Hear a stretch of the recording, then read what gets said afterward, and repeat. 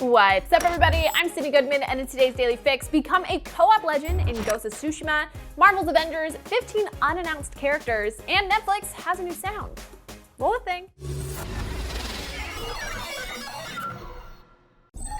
Looks like Santa came early because Ghost of Tsushima Legends is a free online co-op mode that will be available to owners of the PS4 exclusive this fall. Announced this morning on the PlayStation blog, Legends is a new experience and doesn't feature Jin Sakai or his companions, but quote, instead focuses on 4 warriors who have been built up as legends in stories told by people of Tsushima. Ghost of Tsushima's single-player campaign is open world and focuses on exploring the natural beauty of the island of Tsushima, where the new co-op mode is quote, haunting and fantastical, with locations and enemies inspired by Japanese folktales and mythology, and an emphasis on cooperative combat and action. The new Legends will be exclusively co-op and can be played with friends or potential new friends, with online matchmaking in groups of 2 to 4 players. There will be 4 different classes: the Samurai, Hunter, Ronin, or Assassin, and each will have unique advantages and abilities, which have yet to be revealed.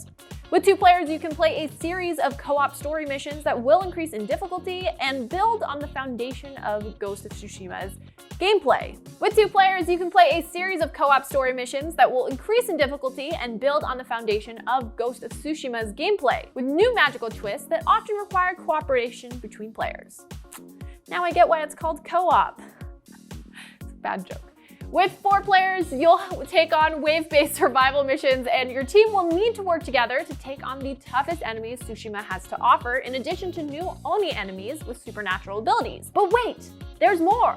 Legends will also feature a 4-player raid that will arrive shortly after the launch of this new mode, and it will send, quote, you and your partners to an entirely new realm to challenge a brutal, terrifying enemy.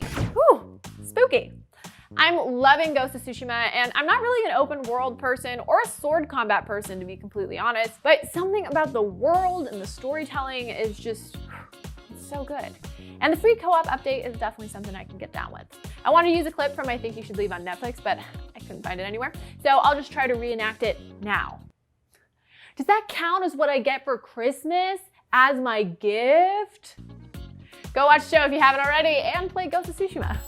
Anyway, Marvel's Avengers is coming, and with it are dataminers. 15 unannounced characters have reportedly been data mined from the Marvel's Avengers beta, including the likes of Captain Marvel, Doctor Strange, War Machine, and Mar-Vell. This all comes courtesy of 2 separate delves into the code of the beta. The first data mine was hosted on Pastebin and posted to the Marvel's Avengers subreddit by 6 + 4 = 52, and reveals Captain Marvel, She-Hulk, Kate Bishop, War Machine, and Peter Parker, who's a PlayStation exclusive, were all listed as having challenge cards in the game. Challenge cards are essentially in-game battle passes for each hero, so if a hero has a challenge card attached in the code, it's assumed they may appear in the game later down the line.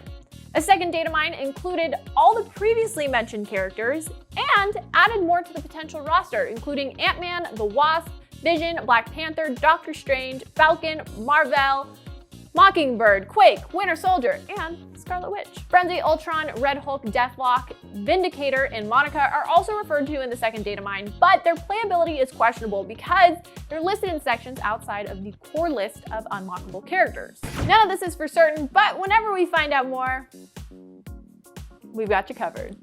Marvel's Avengers drops September 4th, which is rapidly approaching. If you watch movies, there's a good chance that you've heard the work of famed composer Hans Zimmer.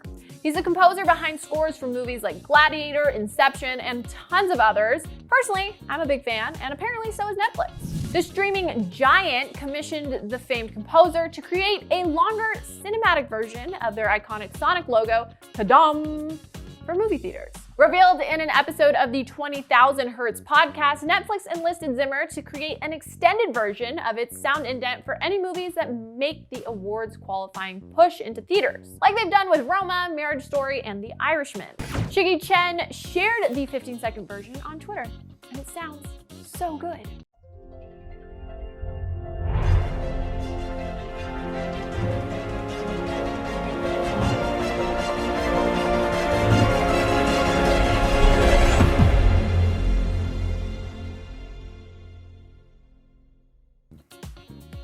No wonder the guy's a legend. And that's Daily Fix. I'm Sydney Goodman, and I might not be here every day for the next couple of weeks because it's Gamescom, so I'll be doing prep for that. But nevertheless, I will be back eventually aka after Gamescom. But now that you're all caught up on the news, check out our review of Microsoft Flight Simulator. Download the IGN app on all your mobile devices. Subscribe to Daily Fix on Snapchat. And for all things everything else, IGN.com.